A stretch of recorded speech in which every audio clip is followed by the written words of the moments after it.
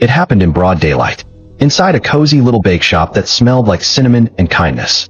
The kind of place where the windows steamed in the morning and regulars didn't need menus, where laughter echoed off old wooden walls, and the radio played softly in the background, usually jazz. Miss Loretta sat in her usual spot, tucked beside the window, quietly reading from a well-worn notebook.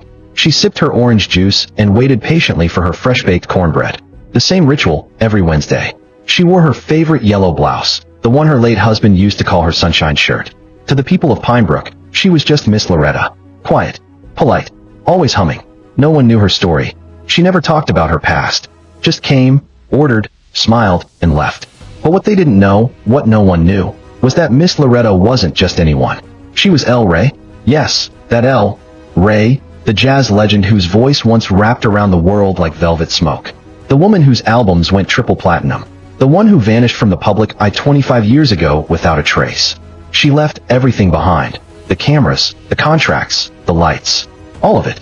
After a scandal with her record label tried to frame her for fraud, when they stole her music, slandered her name, and nearly broke her spirit, Loretta chose to disappear. She didn't want revenge. She wanted peace. And for a long time, she found it. Until the day Officer Bradley walked in. He wasn't even supposed to be patrolling. Everyone in Pinebrook knew it. He just liked throwing his weight around. A white cop with a badge, a bitter ego, and a burning hatred for anyone who didn't fear him. And that day, he was in a mood. The moment he saw Loretta sitting calmly at her table, a shadow crossed his face. "You still here?" he barked. Loretta looked up, confused but composed. "Excuse me. Don't act like you don't hear me, Grandma. You people just hang around like you own the place." The shop went silent. The two teenage girls by the door froze mid-bite. The air thickened. But Miss Loretta? She didn't cower. "I'm waiting on my cornbread," she replied gently. Same as every Wednesday. That was all it took. The calm tone. The quiet defiance. The refusal to be small. It sent Bradley into a rage. "You got an attitude now? You think you can talk back to me?" The shop owner, Maria, just 27 years old, no taller than 5 feet 3 inches, and with a heart 3 times her size, stepped in. "Officer," she said carefully, "she hasn't done anything wrong. Please, this is my store. Let's not make a scene." Bradley turned to her, eyes blazing. "What did you say?" "I said," Maria began again, "this isn't necessary. She's just sitting here."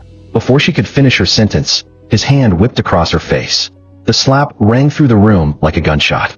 Maria stumbled backward, crashing into the counter and hitting the ground hard. The teenage girl screamed. Gasps echoed. And Bradley, he didn't stop. He turned back, grabbed Loretta's half-full glass of juice, and poured it straight onto her head. The cold citrus soaked her silver curls. Her sunshine blouse turned a heavy orange. Her notebook, her precious notebook, became a soggy mess. And Bradley? He laughed like he'd just won something.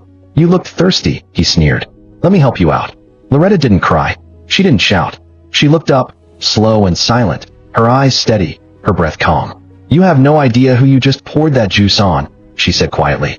He scoffed and stormed out like a villain in a bad movie. But the real story was just beginning. One of the teenage girls in the booth had been recording the entire time. The video captured it all. Maria's slap, the juice, Loretta's stillness. By noon, the video had 3.6 million views. By nightfall, the internet had done its thing. Because someone paused the video, zoomed in, and saw it.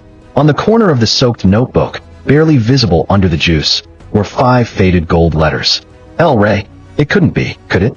Side-by-side comparisons began flooding Twitter and TikTok. And then came the flood of photos. Footage. Interviews from decades past. Her same eyes. That posture. That grace. That voice. The rumors were true. Miss Loretta was El Rey, the queen of Velvet Soul. The artist who once opened for Aretha. Who sold out Wembley. Who vanished without a word. And now she was back. Not on stage, but in a bake shop. Drenched in orange juice and dignity. By morning, it was on every major news outlet in the country. Maria, bruised but fierce, spoke to reporters first. "I didn't know who she was," she said. "But I knew she didn't deserve that. No one does." Her small-town bake shop became a shrine of flowers, apology notes, and love letters from around the world. Meanwhile, Loretta remained quiet. She didn't post, didn't speak, until 3 days later, when she returned to the bakery. Not with bodyguards, not with news crews, just with peace. She walked in, clean and composed, carrying a small box wrapped in gold ribbon. And when she saw Maria behind the counter, face still swollen, Loretta stepped forward. "For you," she said softly. Maria opened the box. Inside was a handwritten note. For the only person in that room brave enough to stand. Thank you for defending me when you didn't have to. The world needs more people like you. Beneath the note, a signed check. Enough to pay off Maria's student loans. And a full year's rent for her struggling bakery. They hugged, tight, tearful, and wordless. That same day, Loretta made a final public appearance. She held a press conference and addressed the truth about her disappearance. Yes, I was El Rey. I disappeared because I was tired of being controlled, silenced, and manipulated. I left for peace, and I found it. She revealed that after years of legal silence, she had finally cleared her name. Her former label had issued a private apology, released her masters, and paid damages quietly just months earlier. She had won the battle, but fame was never her goal again. I don't want to come back, she said, her voice smooth and unwavering. I want peace, and I want justice. For every quiet woman who's ever been humiliated and told to sit down. Then came the moment that sealed it. Maria stood beside her. Malcolm Ray, her son, stood on the other side. And together, they launched the Quiet Power Fund, a nationwide initiative to support victims of racial harassment and gender-based violence in small towns.